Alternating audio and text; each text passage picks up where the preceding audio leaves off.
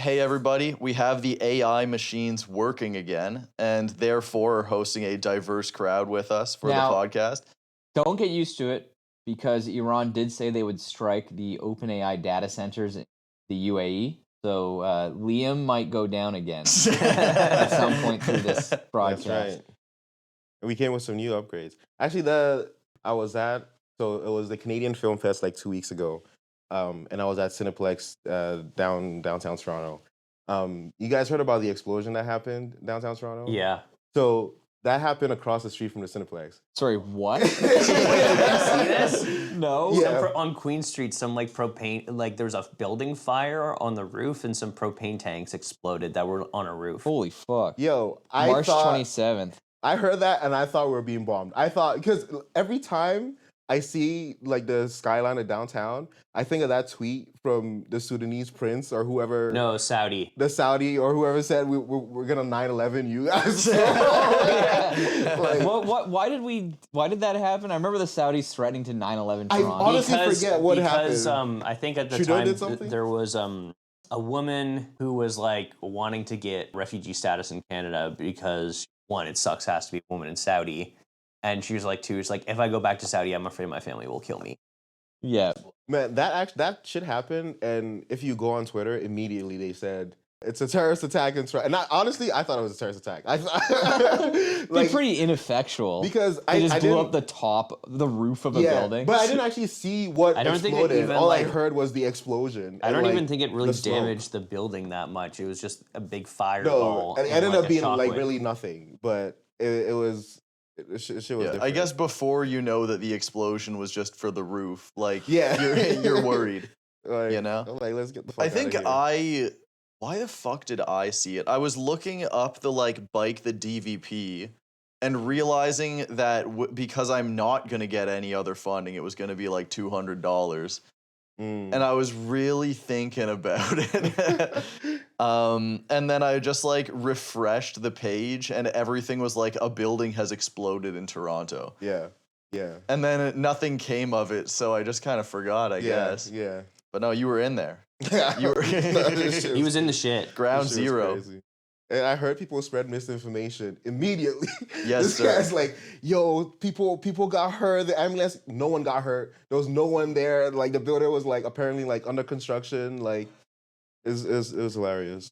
But yeah, other than terrorist attacks. Yeah. Speaking of a terrorist attack, what's Israel doing in Palestine?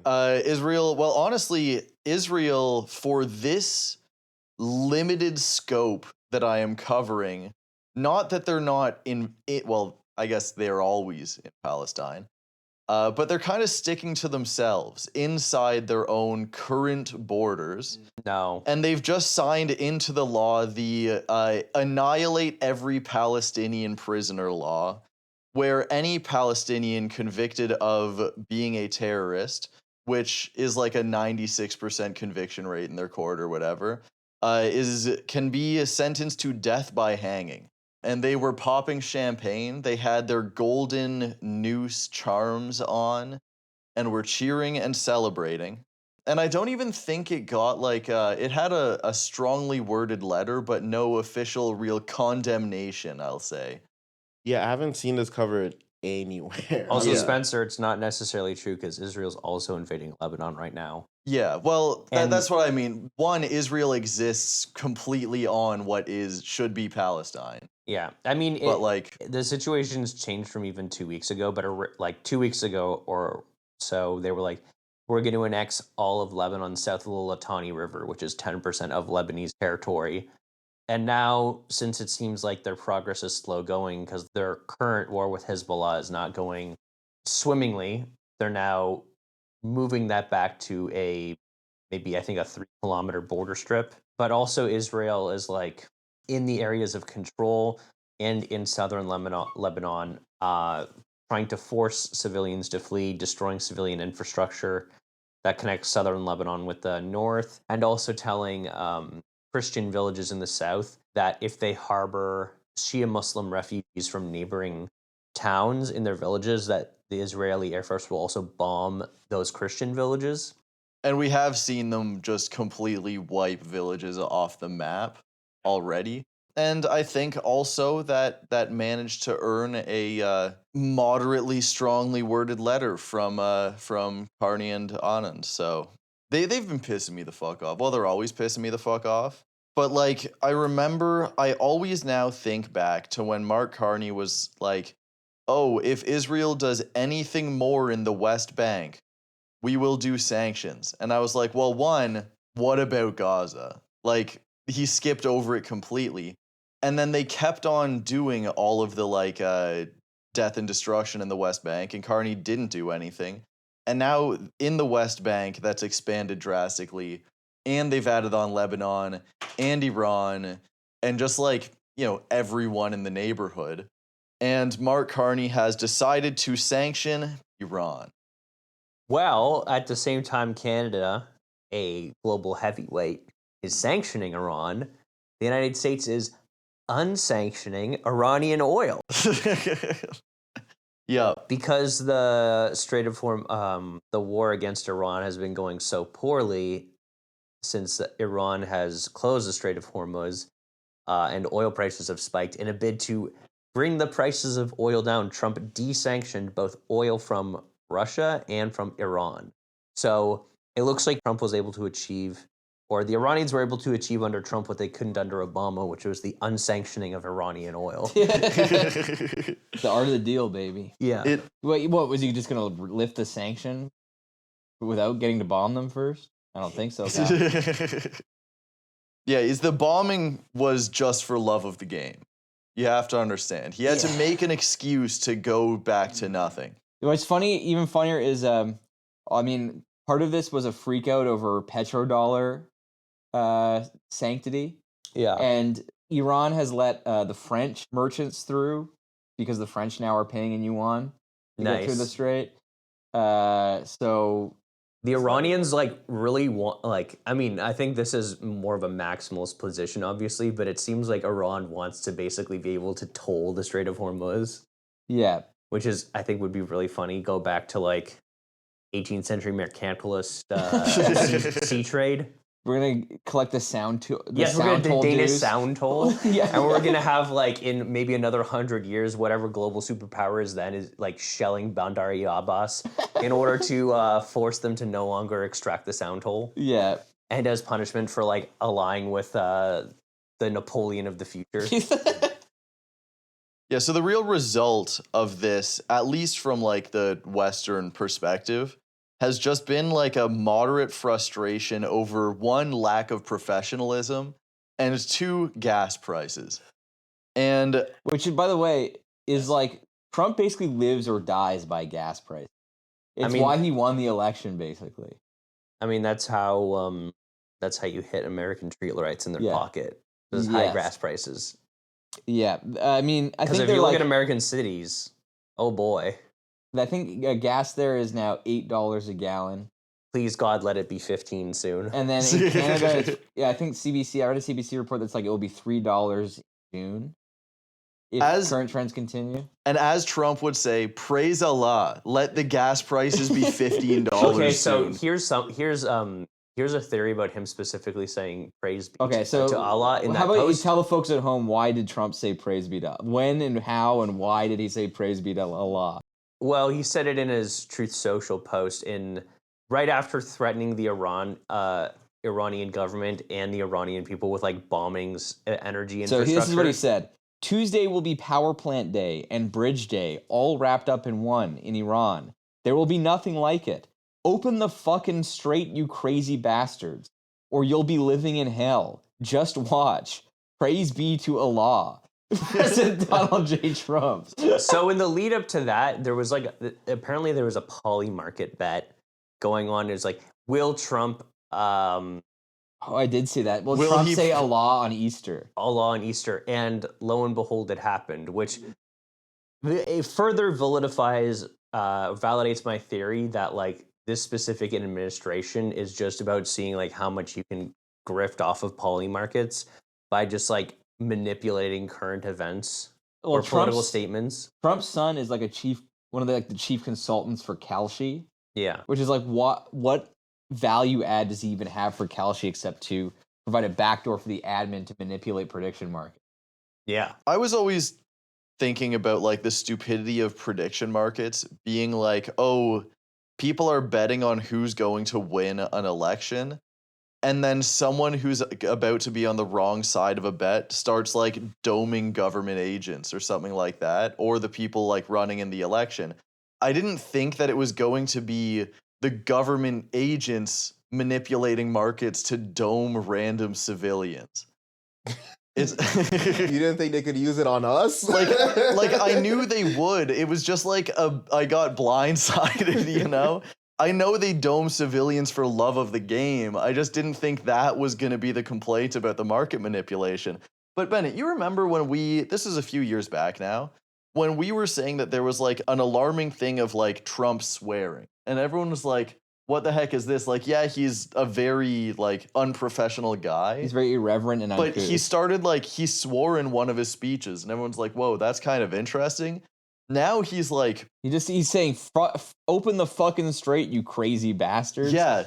Like so maybe his mental state is deteriorating. I think it is. Because he was hospitalized earlier this week. He was hospitalized earlier this week, and it was after a speech where like he was noticeably out of breath in like a way where if my like I've had someone come up to me in a like an out of breathness like that, and it's because they were having a heart attack. And like I just remembered that when I saw him speaking, and I thought it was a little weird that I didn't see much about like that, because I've seen him speak, I've seen him be a little confused, I've seen him be out of breath, but he was fighting just to get more oxygen, it looked like. And then yeah, he was rushed to the hospital. I thought he might be cooked, but unfortunately, best healthcare in history strikes once again.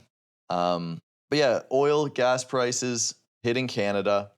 If only there were ways that we could minimize this impact to the average worker. Things like enabling work from home and ensuring that maybe government employees can work from home. Maybe expanding bike infrastructure and micromobility and making sure that people can travel around with minimal gasoline and on renewables. That would be crazy. Good thing we're banning the micromobility, shutting down bike lanes, and getting rid of all work from home. The work from home shit's crazy. Was that 2 months ago? That was 2 months ago. I remember I work from the office voluntarily. I'm a cook, but like, and yeah, because I also have the chance to work from home. Those are two unrelated statements. Looking at your apartment, it'd kind of be almost nice to not have to work from home every day. Yeah, I like separating work from, but that's besides the point. But I saw at Bloor and what's that big subway like choke point that's like always packed? Bloor Young? Bloor Young, yeah. At Bloor Young, the day after that shit happened, holy fuck, you would have thought there was an actual terrorist attack happening. Yeah. You like anyone who was any sort of claustrophobic would have died on the spot. Like it was so packed, it was so like, and everyone would have been late because of that. Like yeah. You force people to go back to work, and then the infrastructure they use them to go back to work is shit anyway. Like, tell us about the Line 6, Leo. Go ahead. Oh my god. Nana is such a bike cell that he was like, Nana brought the subways up. We have broken him. I'm on like Nana's you guys. such a bike cell that he doesn't even know probably the second most important station in the subway network. Oh my god, the subways are genuinely so overloaded. Yeah, and they can't build anything.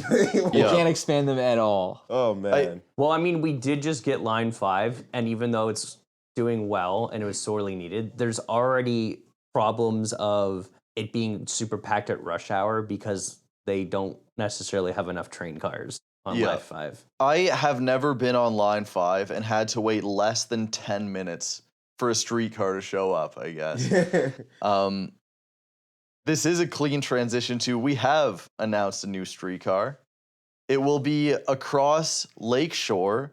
It will be 3 kilometers, and it will cost over $3 billion to start. This is real? Actually, there's a new streetcar they announced? This is the Waterfront East LRT, and this has been something that's been in the works for a while because like the Portlands are being redeveloped, but there's not really so it will be over $1 billion per kilometer.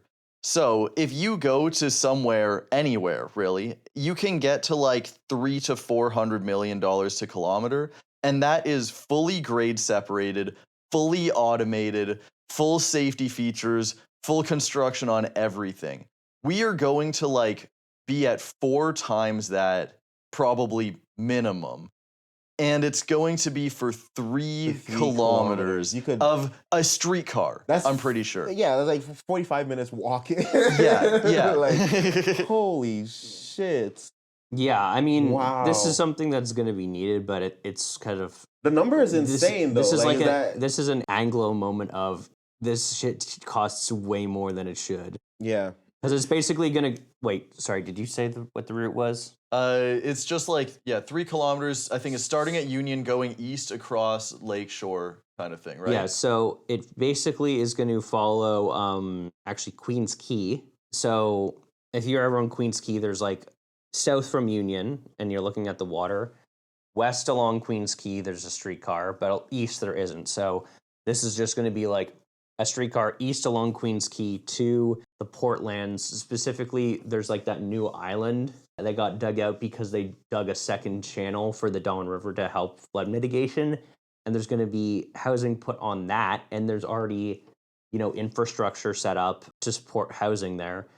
So the idea of the Waterfront East LRT was to build a streetcar out to that area to help connect future housing there. And that dovetails in nicely to, well, not necessarily dovetails, but the thing is that this is a topic we're about to discuss. If Billy Bishop Airport gets built the way it's Doug Ford has suddenly wanted it to by increasing capacity for jets, it would severely reduce the amount of housing planned to be built in this area because it would be right in the middle of the takeoff path of planes. This, we were posting in the group chat about this a lot. Yeah, we were in a posting war. I think Liam expertly drew out what the new Billy Bishop would theoretically look like. My take was that we should take, is it Peterborough Airport or Markham Airport, which are both very small. Having an airport in Peterborough be overflow for Toronto would be actually insane. Peterborough is an hour, like at least an hour and a half, if not 2 hours by car. Well, my suggestion was Markham. It was the Pickering. Yeah, thank you. But the Pickering Airport has kind of seemed to have fallen through in terms of like funding. Yeah, well, here's what I'm getting at: is Markham is like northeast, Pickering is like also a little east. They're not too far, but also it would stop people from the east from having to go all the way west across the 401, which would take some pressure off the 401 for flights. But these are places that have, one, a small airport there, which would probably just have to be taken down and remade, yes. 2, large areas of flat land surrounding it and like air zoning already done effectively. And also like, yeah, they're connected to highways already. So you can build an airport there and you can build multiple runways. The Billy Bishop extension will still be one runway. You will have to like build an entire island, which is fucked. Like, I get that it's possible, but we literally have places that are full flat land that we could build a multi-runway airport on, and we've decided to build an island for one lane, one point of failure. This is, in my brain, an unfathomably bad idea. And there's all the like, oh, but funding is coming for this. Put the funding fucking somewhere else. Take this $3 billion line and chuck that bitch to Markham Airport. All right? Like, there's so much shit that could be happening and put together, but I don't know. The state's hollow. I'm losing my mind over like 3 of these ideas, and they're all hitting right now. What you gonna do, man? I've never been to Billy Bishop, ever. I've flown out of Billy Bishop like maybe 3 times, and I've been there. 3 times? Yeah. Where were you going? Guantanamo Bay? What reason would you need to fly out of Billy Bishop? Because they do like a lot of like they do short haul flights. Well, not short haul, but like mid haul. Like there's a lot of flights from like Boston and like other places. Like I one time flew there to Quebec City from there. And I went on a trip with my dad when I was grade 10. Oh, wow. Flying to. And additionally, way to fuck up the coastline. than just build an island like, in the yeah. way just to put a giant strip of road in front of the beach. Yeah. You That know would what? be noisy as fuck, ugly as fuck. And most importantly, it will reduce the gravity of the Microsoft Flight Simulator challenge map where you're out of fuel over Toronto and you have to land at Billy Bishop Airport with no fuel. And honestly, in a man, jumbo too. It's a tough landing. people playing emergency touchdowns in Microsoft Flight Simulator right now will either this would be the most exciting thing to ever happen to them, or they will. No, this will fuck up one of the challenges. Yeah. They're like, They will what the crash fuck? the This fuck challenge out. is too easy now. I worked hard to get the badge for this when it was hard.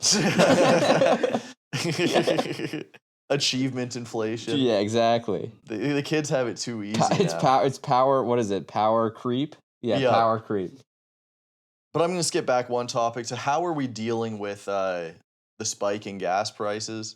A bunch of nations first came together and are like, we're going to release gas reserves to stop the price from going up. And maybe it stopped it from going up even further, but it sure didn't provide much in terms of like real relief. Shit still like doubled. And we know that gas, like oil, trades kind of on international pricing. So let's say someone's like, this would have been fine if we built the pipeline. Guess what, pal? All of our gas is privately owned. You wouldn't see shit. The gas would be the same price, just here a little faster. So, one, we could have built renewables, because if we're going even further back, one of the fundamental problems of gas is it is a single-use technology. Okay? Renewables, you can just run that shit kind of forever. And so this has been phenomenal for the rich. But also what we're doing is we're providing just like ability for rich people to do whatever the fuck they want in terms of all the bills that are saying companies no longer have to obey the law. But we've also resolved it through slashing taxes on the rich. Let me find my note on this.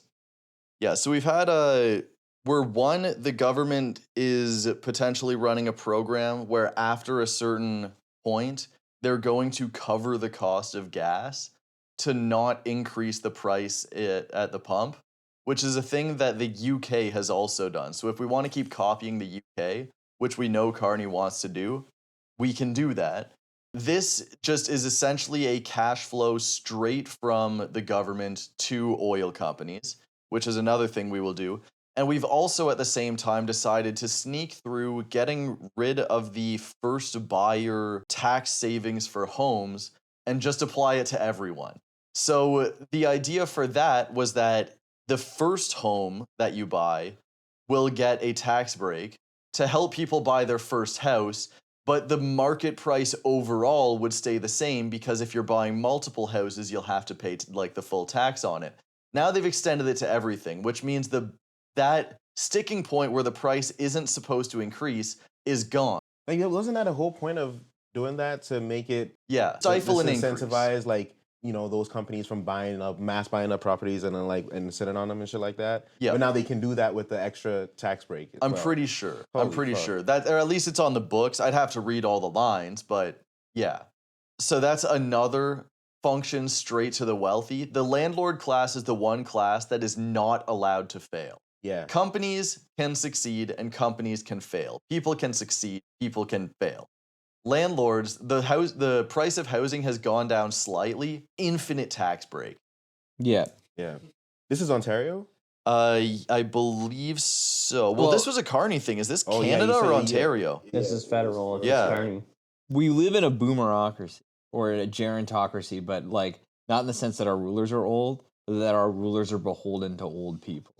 Oh, yeah. Well, Shit, I that's mean, savage. they're the only ones who vote, so There's so many of them that it literally would not matter if young people voted. And who the fuck are young people going to vote for? Yeah. 4 different parties that want to increase OAS and reduce everything else? wait, is that part of Avi Lewis's? No, I think actually he's the only one probably who doesn't want that. I know the Bloc have legitimately like sold out sovereignty on several occasions to get OAS bumped up. Do you guys watch the Patrick Boyle video on Canada? No. Anyone else watch that? No. I've never heard fuck. that name in my life. All right. The one thing that I'll say there or from there was that if you do like people's reported like love of life in their country, whatever the statistic was for Canada, and do people over 60, we're like a top 10 nation. if you do for people under like 30, the decline has been so steep that it is only rivaled by countries that have broken out into war. I think it's like happiness amongst people under 25. Yes. We're like 74 Young or something. Canadians are increasingly miserable. It's a Globe and Mail article where they separate out, they stratify happiness by age. Canada ranks in the top 10 for happiness for people ranked over 60. For people under 25, we rank 71st. The only 3 countries that dropped more than us on happiness for those under 25, since this was last surveyed, are Malawi, Lebanon, and Afghanistan. It's like 50% unemployment, war and war. Yeah. So that's where we're at. Luckily for me, I'm 26. So things are looking up. Yeah. Last year I was miserable, but this year I might start getting my OAS checks.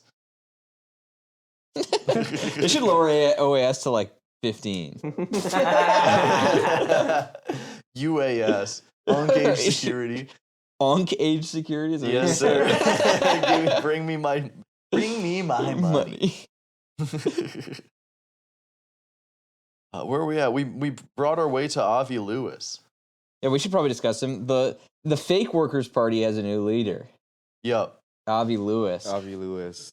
who won on the first ballot of the NDP leadership election, over 50% of the vote, which is what you need to win on a first ballot of a party vote like that. The chattering classes are not thrilled. No, there's a real sickness has descended upon the Canadian media classes, what one might call Avi Lewis derangement syndrome. Before I get to that, though, how y'all feel about Avi Lewis? Okay, no, actually, how you guys feel about his win, I guess? Well, Avi Lewis, who I think we should refer to as Naomi Klein's husband. Yes, That's right. because he's married to someone more famous. He is both the son of and husband of people who are more famous than him. That's right. Although maybe not so much now that he's a national leader. I think given like a few months, he'll be, hopefully, if he's doing his job right, be more of a recognizable Leap face. Manifesto patriots are now in control of the NDP I party. honestly, officially, I think everyone here opposes the NDP. Yeah. But unofficially, I do have a serious soft spot for him, Yeah. right? And Avi Lewis seems like a step in the right direction for that party. Yeah. Now, why For do I that feel... party? I did not have relations with that party. Why do I feel that way? Well, I have an article, a surprise article. Ooh. Letters to the editor, National Post. Oh, Jesus. The NDP Gong Show collection was an article published by the National Post. Am I hallucinating, or did the So this is a one-line letter to the editor. Am I hallucinating, or did the NDP just elect a straight white male to be their leader? Stephen Burns, Toronto. Okay. Good point. Good ass point. This is this was the eponymous letter to the editor. The description of last weekend's NDP leadership convention is reminiscent of the quote Gong Show. Now, you may not be aware of this if you are under 50 years old, but in the 90s, Gong Show was like Anglo-Canadian slang for like a crazy mishap or like... Oh, it's an actual phrase. Yes. Okay. Wait, but that's just a standard English expression, isn't it? It's Canadian. It's Are named you after sure? It's named after a Canadian TV show from the 70s. Holy shit. I swear I've seen Americans I gotta use find it. that. It may have spread south of the border, but it is a Canadianism. Now that Wow. Avi Lewis has been elected leader, I would strongly recommend that he gather up the last few remaining members of the NDP and decamp from Canada to Syria, where they will feel more comfortable and at home with like-minded people. I don't know what he means by that. I think this person who's writing is so old that he has not yet realized that Assad was out of power. No wonder the perception that Canada is small potatoes on the world stage. This guy writes like a 90-year-old. Yeah. Gong Show, small potatoes. Small potatoes on the world stage continues to hound us. Canada must take the concept of Canada far more seriously. The selection process for candidates in all Canadian political parties has many glaring defects. It is really alarming that the criteria to become a candidate is so weak. Canada should demand that potential political candidates show proven leadership qualities with relevant prior business experience, maturity, and common sense, and that they really want to build a prosperous and peaceful future for the entire federation, not just for targeted regions or special interest groups. That was Glynis Van Steen from Burlington, Ontario. Okay, so two things. One, that person already sounds like they're 90. Two, they sound like they're a distant relative of me based on my unrevealed last name. To my fellow Canadian citizens, please take note. The new leader of the New Democratic Party does not in any way represent the views of the vast majority of Jews living in Canada. Oh my God. Here we fucking go. Jews comprise just 1% of the Canadian population, and Lewis invites his followers to demonize the Jews with his dangerous and virulent public anti-Israel stance. He represents the... They're trying to Jeremy Corbyn him. But they're trying to Bernie Sanders him almost, where they're like, this Yeah. guy's a self-hating Jew. Yeah, but the thing is that Bernie Sanders is actually just a Zionist. Yeah, he represents the lowest of the low, giving cover as a Jew to all non-Jews who are anti-Israel, anti-Zionist, and anti-Semitic. But I repeat myself. He cunningly makes no distinction between being anti-Israeli government, anti-Israel, and anti-Zionist. Lewis is a disgrace to all Jews who understand and value our collective history. Paul Resnick, Toronto. Holy fuck. Shut up. Amazing. Well, I think if the status quo people are happy, it's gone wrong. It's over. It's over. Yeah. So another great piece was the CBC interview with him right off the start. Yeah, I will say this to summarize. You can keep going. I don't like the NDP I officially oppose, but I do have a soft spot for him. I do like that Avi Lewis seems to be making all the worst people in this country mad. Yeah. Including everyone who works at the CBC. And including everyone who writes letters to the editor of the National Post, which might be the single worst demographic slice in Canada. Actually, no. I think the people who do letters to the editor to the Toronto Sun would probably be even worse. Good point. Those people are I barely even consider those people like human beings. If you write a letter to the Toronto Sun. I know, right? That's like writing a letter to the New York Post. Yeah. They probably still think they're writing letters like directly to the Sun Girls or something like that. They probably get so many horny letters at the Toronto Sun. But yeah, I forgot to, because I have a note for Theory Night in Canada at the top that's like, if you ever blank out, go look for Barbara Kay, go check letters to the editor for the National Post, and just like all of that. But Shrey sent in a CBC interview. Yeah, Shrey pulled up a CBC interview, which I'm going to paraphrase just slightly. But the interview was more or less the woman going, "Your platform says you want to nationalize all industries." And he just goes, "That's not what my platform says. I say that we should have a public option." And she goes, "So whether you want to call it nationalization or creating public options, those are two different things." Okay, so this is going to be me putting on blast some of our listeners, but this whole Avi Lewis derangement system is really showing, like, especially the CBC's ass, in that they are in some ways almost just as worthless as the rest of the media environment or country. It's just that Peter Mansbridge is our biggest, by the way. Yeah, fuck him in particular. It's it's functionally like a little better than a center-right news outlet. And we know for a fact that they blackball left-wing journalists. They have like a do not invite on list, at least allegedly, of left-wing journalists. Historically, their editorial stance has been, you can't say the word Palestine in news articles. And of course, as of late, anytime anyone has said, referred to the genocide in Gaza, the CBC immediately defers to the American and Israeli stances of, will he dispute that? Yeah. Despite the fact that they're the dogs CBC for the status quo. Yes, despite CBC the fact that is basically the propaganda arm of the Liberal Party. Yes. And the thing, like, they capitulate so much to conservative shit that, like, they're like, oh, and I feel like this whole shit with Avi Lewis is them attempting to, like, somehow be like, oh, we're fair, or like we're fair and balanced, we're fair and balanced, or some shit like that. Like, because when conservatives say, but they never take this same crazed stance towards conservative politicians. Yeah. it goes on and she says, well, how would you make sure your policies are a success and not a complete disaster? Sorry, Which is like, wait. what the fuck are you saying Sorry to at this point? I'm just gonna say something completely uninteresting and stupid. But the original logo for CBC predates the entry into Confederation of Newfoundland and Labrador by 9 years. However, it includes a map of Canada with Newfoundland and Labrador annexed into this country. Oh, That was some like holy Canadian shit. irident. That was some like That must have been crazy at the time. That's some Canadian irredentism right there. Yeah, they're like, we're coming for Newfoundland. I guess it Wow. worked out though. Newfoundland and Labrador are rightful Canadian territories, Yes.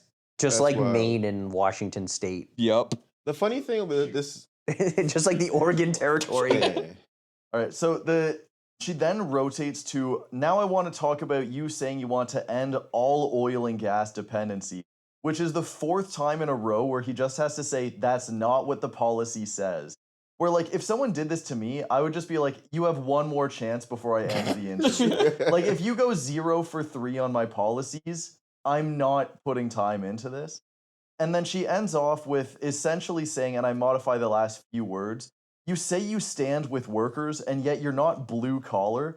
And she pretty much just says, how do you feel about being a fraudulent piece of shit? Like, Yeah, she literally hits him with like the iPhone Venezuela, basically. And he just says, like, workers stand with workers, and not all workers are blue collar workers. Yeah. Just like, that's such an easy answer, but what the fuck is she saying? This is the brilliant journalism you can expect from the CBC. The funny thing is, like, I want Avi Lewis to be whoever they're interviewing in this. Like, whoever is gonna nationalize all industries, yes. I wish he actually was doing that shit. Yeah. Well, like we had that Calgary Herald like freaking article freaking the fuck out saying the NDP is now a full communist party. Basically, like, just okay, the basically NDP just saying it's a the NDP Judeo-Bolshevik party yes, now. the NDP hasn't even adopted like the Gotha program. They aren't even Lassallean. Yeah. No, like, oh man. And meanwhile, we have like some like fucking hicks in Alberta saying that like it's like basically a Judeo-Bolshevik party now that we have like a leader who happens to be Jewish who is like actually just more left-wing than the past 3 leaders of the NDP have been. Yes. It's Again, this is why everyone's always like, do not cave for 1 millisecond to conservatives. Because he's not even saying he wants to nationalize shit, and they're like, why are you trying to nationalize it? Why are you trying to nationalize it? Bro, if we had nationalized oil, we could stop the price from going up. If you want to have control over your resources, nationalize every single fucking one of them, and then we could actually do something. Maybe we could build a train for less than $3 quadrillion. yeah. No, he is not nationalizing it. He fucking should. Yeah. But even a public option would be great in a lot of places, you know? The Beaverton landed it. Yeah. Where they just said, this weekend, NDP chose Avi Lewis as their leader, and as much as it pains me, a liberal commentator who loves Mark Carney and would never even consider voting for anything other than liberals or conservatives, I have to say, I think it's a terrible error. Wait, who said this? This is the Beaverton. Oh. This is just mocking because like we had so many of that kind of vein of people talking about like making so much hue and cry about Avi Lewis's election, despite the fact that it seems like most of these people actually never voted NDP ever. Yeah. It says, voters do not want bold socialist ideas put forward. They want Mark Carney's campaign from the center and govern from the right approach. I mean, look at how popular he is right now, a situation that will not change from now to the next election. Yeah, we're seeing more status quo neoliberalism. That's all we're getting. Someone comes in and is like, have we tried slightly change? Yeah. And everyone's hating. Bro, please change. Yeah. Yeah. I mean, doing public options on everything is that is a new approach. It's more than just neo-Keynesianism. Yeah. Yeah. Yeah. And I think it's good. I think it's good. Because, like, I've spent a lot of time thinking about just, like, how you, at this point, being a country that's kind of a dog of the American empire, how do you actually try to bring about, like, something socialist without scaring the hose too much? How do you put something in motion? Like, one, okay, global revolution. Yippee! That's all right. one. One. How do we get socialism? Global revolution. Cool. Great. Good job. Thanks for owning me. But like, what can we actually introduce? And I feel like having a public option to things is like a genuine way of going around that. And if the public options are successful, which like we've done this in Canada before actually with silver mining, except we happen to pick the one plot of land, literally just bad luck. It's like the government bought 2 plots of land that just happened to be duds. Yeah. And then we kind of put aside all government, like, what's it called? Just directly owned government like business ventures. We just put those aside for like ever, and we're kind of bringing that back. And I think it could be very successful, but yeah, it's going to take a little bit of luck and ambition. So My thing with Avi Lewis, and I yes, I agree with Bennett in that, you know, on principle, we're not fans of the NDP, but he like they were shit before, and this is a general step in the right direction. And actually, my problem isn't with Avi Lewis as a person himself, but even if what he does is successful, let's say he gets the power in some crazy world, you know, he gets majority, and then he actually introduces public options for a lot of these things. It's less likely to stick actually than, because when you do that for the duration of while you're prime minister, and even in that duration, like we've seen people be finicky on projects that are initially good ideas. In BC, they did like it was to do with like drug decriminalization and safe injection sites. yeah, And they barely let the program go anywhere before they canceled it, right? And so I think like these things are a lot more likely to succeed when like people in general fight for it. Like no one can fuck with Canadian healthcare because people like know what it means, and people know like what it means when anyone tries to like, you know, well, actually, I picked the wrong example because they're actually doing that right now. But I was letting you coach still. I picked the worst example. But like, I think it's more likely to stick when it's not like party driven, but it's people driven. Like the NDP can come and go, and it ebbs and flows. But if the policy is backed up like by actually like a good chunk of people who know and believe in it, it's more likely to stay and succeed. That's my whole thing with Avi Lewis. And also, like, I remember I was watching like a Tom Nicholas video, and he was like, "Oh, it seems that what keeps on happening right now is that like governments get into power, and then they're just losing a lot of popularity immediately." And I was like, "Okay, Scheinbaum, Mamdani, all right. What about the progressive ones? What about the progressive ones that get into power and then immediately become the most popular governments in the world? Like, it's not, the pattern isn't that they get into power and then lose popularity. The pattern is that they get into power, just do more neoliberalism, and then instantly lose popularity. There is a lot of hope if someone gets into power and then does things that are actually popular and good for people. Yeah. It just doesn't happen much, Yeah. apparently. Oh, wait, I have some breaking news. Breaking. Trump on Canada as the 51st state. He said, There we I suppose the Canadians have got 200 years of history and all that. Oh, Canada thing, he said.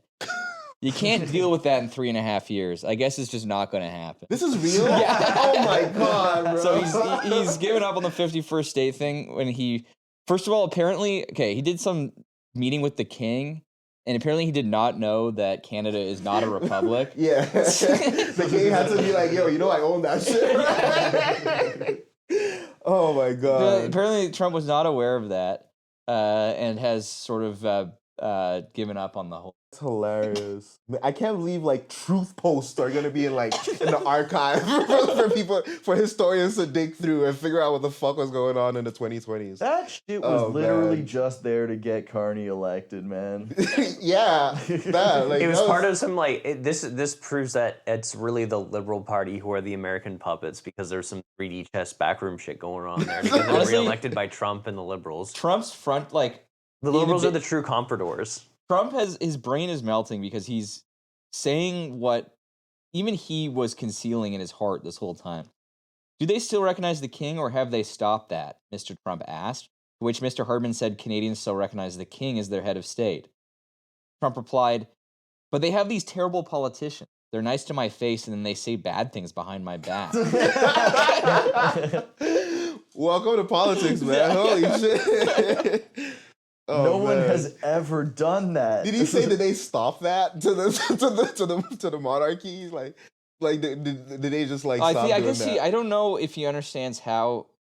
Honestly, I don't know if Trump at this stage in his life, with his brain this melted, can comprehend what a constitutional monarchy is. Right. Where it's not the king doesn't really do anything at all. Yeah. I feel like if he is like, oh, King Charles is still the king, he's probably like, who the fuck is Justin Trudeau? Oh my god. Yeah, you're telling me I've been dealing Imagine- with second in command this whole time? He meets the who's the person who was like, okay, they replaced her, but she was like ousted a few years ago because she was Liz Truss? no, she's Canadian. She's like third. Trust. You're talking about Kim Campbell? No. The fucking okay. In the Canadian hierarchy, you got the king, The Governor General. the governor general. Yeah. Right. Isn't the king, the governor general, and then Justin? Yeah. So Justin has a boss that Trump doesn't even know about, I guess. Yeah, when Trump finds out about that tech, he's going to lose it. Yeah. We're going back to 51st state. That's because the governor general's function, because like the king doesn't live in Canada, so the governor general. The Governor General and the King do exactly the same amount of things. Right. Which is running nothing. government, Which is zero. Not much. Yeah. Except they both kind of make Quebec angry. Now, They are both sources of simmering tension in Quebec. now, of course, if Shrey was here, he'd give us a lecture on how the governor general actually does a lot of stuff. Yeah. And all of the examples he would give are stuff that's incredibly And he's typing inconsequential. it right now. We're gonna see it. They're hosting the dog catchers election next year. I met the lieutenant governor once. Of Ontario? Of Ontario, yeah. Where at? Yes, Elisa was also there. Was it like It was for a charity dinner. Oh, you met him personally. It Talk was about a woman at real the time. useless true. position in Canadian politics. Her name was Elizabeth Dowd as well, and I have a picture with her, and it was cool. We met at a gala dinner for a Canadian trivia competition that was part of the competition. Yeah, that was. Yeah, Her name was what? It fucking Elizabeth kills me. Dowdswell. Oh, I thought you said Elizabeth Dowd as well. That is kind of how it's pronounced. It's like Dowdeswell. Oh, okay. Yeah. Spencer just destroyed our couch. I'm working on it. His fat I ass still remember broke it. Shrey just being like, "Oh yeah, my review that I got from people that like are listening to the show is like, it's great. Who's the girl that spawns in for a sentence like 2/3 of the way through every episode? Like, where does she come from? Oh, it's so good. Yeah, so Trump is backing down on the 51st state idea because he found out we still have a king, and he is a known fan of the royal family. He really loves them. Spent a lot of time on the island with him. That is That's true, good. yeah. He's a big Prince Andrew guy. Yeah. Trump just, I mean, he was already kind of like weird and glamour obsessed, and like for Anglo brains, even Americans, the UK royals really do get this like. It's kind of his most southern trait. Despite the fact that he's like through and through He's kind of a Queens guy. Queenie New Yorker, Yeah. but his most southern trait is royal watching. Wait, is royal watching common in the American South, especially more so than like other parts of the country? Yeah, royal watching is bigger in the American South than it is anywhere else. That's because they're all secretly Cavaliers. That is true. It's sort of a genetic memory for Deep cut. This is why we need to have an American Civil War too, so that the Northern Roundheads can finally finish the job. There's a whole schizo thing, the seed of Albion theory, where it's like, oh, the British fanned out, but they did it like every part of the US, Canada, and Australia or whatever is from a different part of the UK, and they've transferred their unique regional identity to the national character of this new country. Have you ever heard these theories? Yeah, I mean it's true for Canada because we're culturally Scottish. Very culturally specifically Scotch-Irish. Yeah. That part of the Insane Northern Irish Protestants. colonists. Yeah. But yeah. We need another American Civil War. So the like inverted upside down T section taking up like the majority of the states, the MAGA communists can take over the liberal Silicon Valley types and I win think over that war. There should be an American Civil War because it's going to be like, you know that GIF where it's like Indiana Jones yeah. Yeah. and he's like, when there's an active shooting situation at the mall, the Funko Pops are left unguarded. That GIF. Yeah. It's like that, but it's like when there's an active civil war in the United States, but Alaska, Minnesota, Maine, and Washington State are left unguarded. Wait, what's that territory in northern Maine that was like Aroostook. yeah. Aroostook used to when be Aroostook and the Washington or the Oregon territory are unguarded? yeah. Yo, we wouldn't have to fucking cross any borders to go Maine squash hunting. True. We'll march as soon as the America descends into civil war. We're marching up to the Columbia River. We're redoing Operation Happy Birthday. When the Queen students single-handedly invaded upstate New York and captured a few towns. Remember that? Okay. No, what? We So might have in- only been the second best year at Queen. So Operation Happy Birthday was from the history of Queen's University. This is actually kind of really weirdly hyper local to the members of this podcast. But on February 22nd, 1956, George Washington's birthday, 3 carloads of students drove to 4 towns in upper New York State, hoisted Union Jacks up the flagpoles of prominent buildings, and posted proclamations in Georgian English script declaring that the surrounding lands had been repossessed by British North America, retroactive to July 4th, 1776. The prank was reported by news services across Canada and the United States. The city of Watertown, New York, sent a bill to Queens for $40, the cost of hiring a steeplejack to remove the flag. Engineering students paid the bill in pounds, shillings, and pence. Wait, what year was this? 56? 1956. Nice. That's awesome. Yeah, we're redoing that. Yeah, 2056, round two. 2056 is when we're going to be invading New York for real during the American Civil War and hoisting the Pearson's pennant over Watertown, New York. We're going grain and gear. We're declaring a Canadian People's Republic, but in the United States. Like that gives off Jewish Autonomous Oblast vibes. Yeah. Okay, let me sneak in OSAP talk in here. Yes, sir. Oh yes. So February 12th, Doug Ford's government announced that they were ending tuition freeze. I forget when they actually put that in. 7 years. So it started in 2019. And they reduced OSAP grants. They reduced OSAP, and now it's gone from minimum or maximum of 85% in non-repayable grants to a maximum of 25% in non-repayable grants. So they decimated OSAP. They've canceled tuition freeze and then essentially passed the money onto students and are forcing students to pay the actual money as opposed to subsidizing anything. Yeah. Universities were kind of in a spot where they weren't getting more government money, and they also had a tuition for Canadians. Yeah. So that's how we ended up in the spot of international students having to pay like $1 quadrillion per year, and they became like the funding crutch for universities to survive. And then that ended when they put a cap on it, and then every university more or less went broke instantly. Right. And the effect has been more devastating than like just the cost of tuition going up and like students having to. We're gonna turn into the amount of like bills that we have to pay if we don't cap tuition. But the amount of jobs lost in the academic field has been staggering. Like 10,000 jobs have been lost, academic and non-academic staff in Ontario alone. And this is part of like there's a quiet privatization effort happening in Ontario universities. In 1980, Ontario universities had most of their operating revenue coming from public funding. It was around 80%. And in 2017, it's now 38% operating revenue from public funding and 56% from tuition.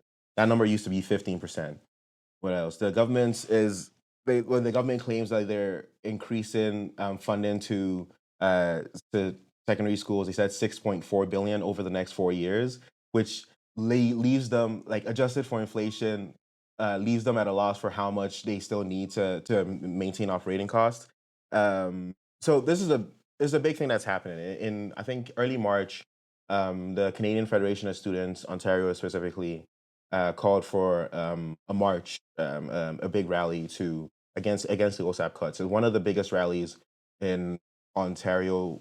Ontario has not like obviously the what is it, the days of action after who came in after Bob Ray? Mike Harris. Mike Harris, yeah. That was the biggest rally I think Ontario's had. But this one, it was a pretty sizable rally. I think like up to 10,000 people showed up at Queen's Park. And then a second rally happened. Is that the rally where a cop smashed someone with a skateboard? Yeah, let's talk about that real quick. Like so the 10,000 people show up for a rally, and you know it's great for organization. It's great to see people actually like come out for shit. Like we saw high schoolers organize walkouts from their high school to come through. Like it was amazing. And then the fucking anarchists and the ultra leftists and the people who are there for like some adventurous terrorist shit is like, this is my chance to like fight with cops and like to say a bunch of shit. And they took it as an opportunity to agitate the police. And like I'm not gonna cape for the police, obviously not. But like there's when you go to a rally, like there's de-escalation, there's ways to de-escalate things. And when you see things happening, like move the fuck out of the way. Like there's a lot of people who come to these things and like have some kind of selfish like, nah, this is my time to actually like, this is what being a leftist is like, bro. I alone will change the world in this moment. Exactly. We're speaking truth to power for real. And then they fuck up everything. So instead of the news headlines being 10,000 people showed up to rally against OSAP cuts, it was like police clashes at the rally. And that totally deads the message that we're trying to send.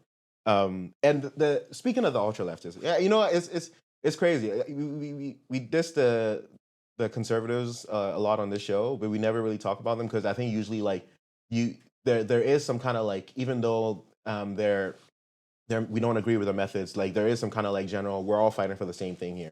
But then it gets to a point where the things that you do, quote unquote support of the movement actually is a detriment to what we're trying to build. And they've been crashing all like the Canadian Federation of Students like meetings on. Dude, who are these organizations? They're like Trotskyists or something. Yeah. So there's this new. They came up out of nowhere. Like the RCP side. The RCP is part of it. There's like this new student organization called like Hamilton Students for Strike or something like that. There's another one. Any student organization that is calling for a strike right now, you can guarantee that they're like ultra leftist. Hamilton Students Against Austerity, is that? That's the one. Yeah, that's the one. And they're trying to advocate for a strike now, and the strike is a 1-day strike. Like university students strike 1 day almost. Like involuntarily, not schoolwork. Yeah, like shit, like that's nothing. I've seen everybody do a strike for an 8:30 a.m. class, literally, and we did not organize that. Like shit. It doesn't mean anything. It means literally nothing. This is the Mark Fisher. What if we did what if we had a protest and everyone showed up? It's like they would just wait for you to stop. Yeah. And they're trying to do this. I don't know if you guys know the Quebec strikes in like 2013 or something like that. They're trying to emulate that. They got the whole red squares and everything like that.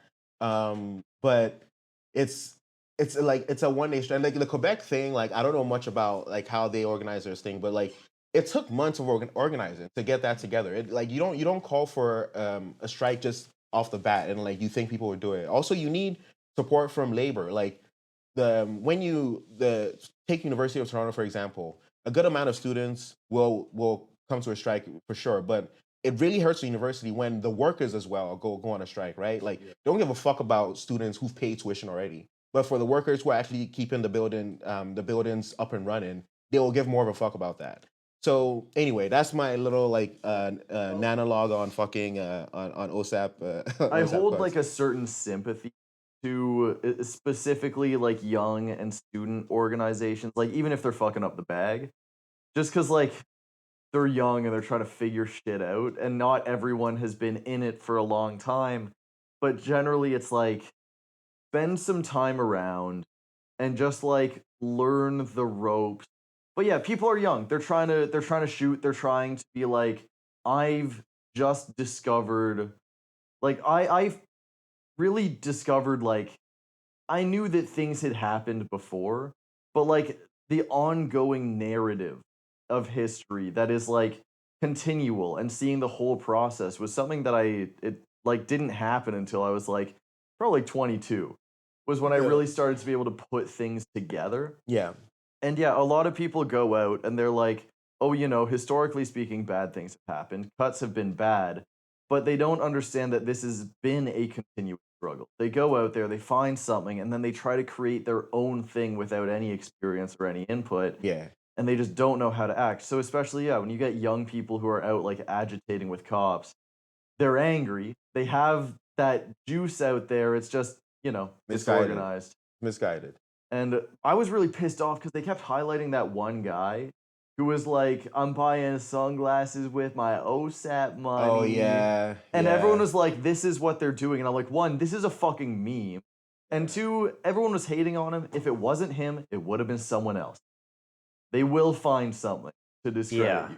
They will find something. Yeah. I don't know. To me, it read so much like a joke. But also, it is funny to be joking about that with like OSAP money. Yeah. Well, it's like that. It's like that one autoism post that's like, "I'll block a bitch on MyCRA." Oh, that was good. Holy shit. I love that. It's like a specific flavor of like hyper local post. Yeah. Bringing up OSAP. That's or, hilarious. CRA. Yeah, my I'm account. balling out on my OSAP money. Yeah. Oh, man. That's genuinely fucking funny. Yeah. And I Also, feel bad for the guy, look, honestly. You are like, maybe I'm misremembering this, but look, as someone who was an OSAP, $30,000 fucking dollars, right? Like I'm gonna turn Italian right now. $30,000 fucking dollars. Okay, I will say though that one time I think my dad told me that when he was in university, he blew some of his own OSAP money on a trip to Fort Lauderdale for spring break. So I'm As saying he should. part of But the OSAP thing is is- actually but the for thing- personal shit. Like no, it's actually like there is a justifiable reason for using OSAP to buy sunglasses. If you live in a fucking sunny town, right? Like he could have said a dildo. He could have said something much worse than what he said. Like I think what he said is not. It's like yeah. Like, Also, you know, didn't the provincial government say, as like trying to justify this and saying like, oh look how much OSAP fraud there is? They said that there was like 200 cases of fraud. 200? Bro, 200 only? It was in the Holy hundreds. shit. It was in the low hundreds. Wow. This And reminds it me. was really funny because it's like, out of like how many people? 380K. Yeah. 380,000 people on OSAP. It's a miracle that fraud numbers are that low. Yeah. Right. Like Considering how defrauded so many government programs have been in Canada the past Yeah. 5 years, Yeah. CERB being claimed by like yeah. everyone. Yeah. I remember when like something came out and it's like, oh, someone in the government spent like $150,000 on like a dinner event, and I'm like, that doesn't seem too bad. Like realistically speaking, if you're putting like multiple governments together, putting on like a dinner, they're gonna have some drinks, they need security. Then Yeah, oh, honestly, yeah, I it see. doesn't seem too bad. I see. Yeah. You know? Yeah. It also like 150K. That's not why things are falling apart. Yeah. Just gonna be real with you. Yeah. Oh man. I guess I can touch on two more things before we about wrap it up. It's been about an hour a bit, I think. Yeah. One is Alberta's Don't Say Gay. Right. Yeah. For schools and libraries. Yes, where they what is it? They mandate that only the Canadian and Albertan flag can be displayed in schools, enforcing oversight that all national and provincial symbols are treated with respect, mandating that the national anthem needs to be sung once a week, and bans ideological symbols like pride flags. I love how they're like, we're banning ideology. Sing the national anthem every day. It is also funny that it's like, it has to be sung once a week, where it's like, and we have to sing it every day when we were kids. I swear we did. It's once a week now. Well, they said minimum, I guess. I don't The know, national man. anthem? Yeah. Yeah. Maybe they mean of Alberta. The national Alberta. The national Good Alberta, fucking point. the national Alberta anthem is just an advertisement jingle for Chevron. Sovereign Steel, the anthem of Alberta. What? It also removes the obligation for schools to do teachings on things like gender identity, sexual orientation, or sex ed. Which, yeah, we're getting rid of ideology. Do not teach sex ed. You are not allowed to learn human biology. Right.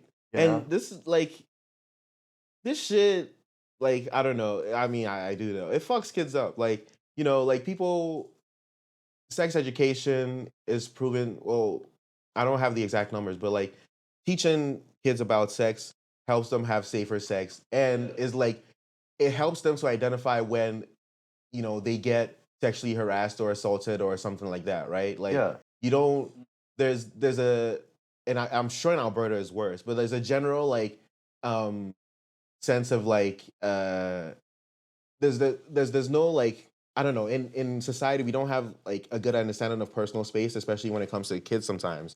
And removing like any kind of like introduction, not to mention kids who are like living in homes and or are taught to think like being gay is like a sin and like or feeling anything other than the gender you were born the gender you were born in is a sin. Like it fucks kids up. It's such a dark thing to do. It's crazy.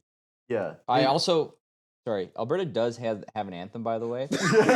So does Ontario. Sodas? Fucking wait. Sodas? Ontario has a regional anthem called "A Place to Stand, a Place to Grow." That's the shit they Good play things during grow in ads. Ontario. A place to stand, a place to grow, a place to grow. Ontario. No way. That's the chorus. That's so God, man, that's so dumb. That's so dumb. Right. So I found some masterminds. Okay. The question was, how do we talk about things like history, politics, Uh-oh, geography, wait. or literally anything? Hold the phone. Alberta anthem is DEI. This is the chorus. Culture diverse as it can be. Ooh. This is the land of Uh-oh. opportunity. Welcoming friends night and day. That's the way I pray Alberta stays. Uh-oh. Wait, Oh okay, welcoming friends. Note in this bill, in one of the revisions, they took out the point that said schools have to be welcoming. They removed it. Holy fuck. Wait. This Actually, literally might be the evil. wokest provincial anthem. First Nations built the land, fur trade way back then. We've come a long way since that. Agricultural lumberjacks, oil derricks, natural gas. Wait, it gets anti-woke. There is no turning back. Whoa. Okay, so how do we teach things like history, politics, or geography? One guy replied, the teacher's job is to be politically and ideologically neutral. What's so hard about that? Keep your own political and ideological beliefs out of it. The state has no business pushing political or ideological beliefs on children. Someone replied to him, teachers are never neutral. Even robot teachers aren't neutral, although they don't strike, which is great. But schools have been pushing their secular beliefs for decades. Evolutionary atheism is a religion Holy and fuck. functions as one This guy's still too. on the Scopes monkey Yeah, trial. I thought he was on the good side at first. I was like, This guy's on the Scopes trial era still. Oh my gosh. I think you're Bennett. I think you're just out of date because you're a mainline Protestant. Like most American evangelicals believe in young Earth creationism. That is true. I think the average American thinks that the United States itself is 2026 years old and is almost as old as the Earth. yeah. We need a people's war on the United States to re-educate them. Someone reset the Maoist statement counter. We've brought ourselves back to my statement of, okay, let me guess, global revolution now. We need a JD Pond specifically for the United States. Are we on the bad empanada? I don't care about communism anymore. I just want Americans to die. Oh man. You know, it happens to the best of us. That's not my statement. I just mean that we need to have a joint dictatorship of the proletariat of oppressed nations take over the United States and forcibly re-educate them. Anyways, yeah, it is funny to run into someone who has sort of a Scopes monkey trial view of the world. You know? That's how you know when you're dealing with someone with the mind of a toddler. Yeah. These are the Americans that read at an 8th grade level. Yeah. Well, if any chance that any Americans are listening to this podcast, on the slim chance, if you are drafted and sent to Iran, if you want to get reborn as a lotus flower, Are they actually thinking of the draft? smoke your officer. They're moving logistics cores there now. For the draft in the U.S.? Well, no, they're not gonna have a draft. They don't need a draft. There's like 3 million people in arms in the US. Oh, okay. So they're not gonna. They wouldn't have a draft. Okay. What they would probably do. I think what happened is they're moving like logistics units to the Gulf, which is like, why would you do that unless? Oh, you're sending troops in? Yeah. They're Jesus literally like Christ. begging the UK to do a land invasion for them. Like on their knees groveling. It's really funny. You know. Okay, so people And they online keep were like, shooting down like F-18s. Yeah, they've shot down a few planes, but to be fair, I mean, the U.S. had an unreal streak of having their planes not get shot down because they were sort of smurfing when it came to war. Yeah. Now they're fighting like a real country with an actual army. Yeah.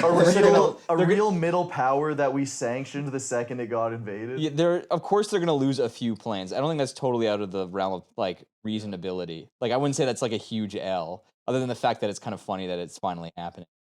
Did you see the U.S. is like building as like having their think tanks put out like propaganda that is like Iran can strike Glasgow with IRB?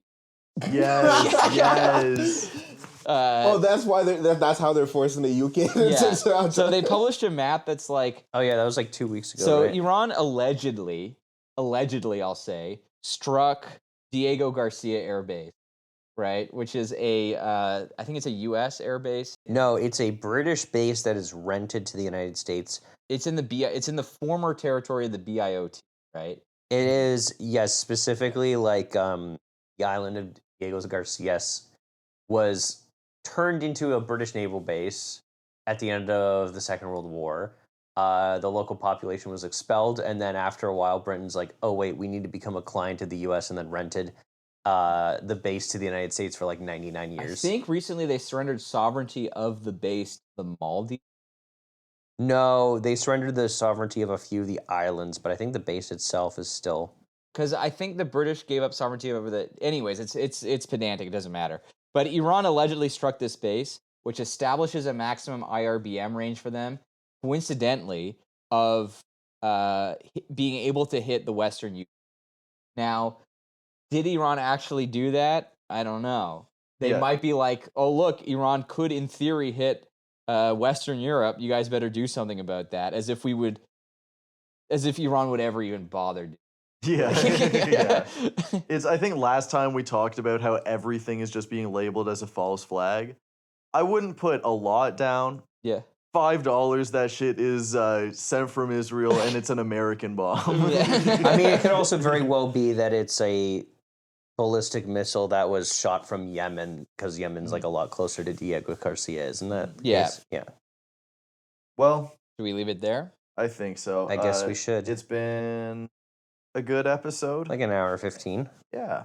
Thanks for listening, y'all. Bye-bye. Bye. Bye.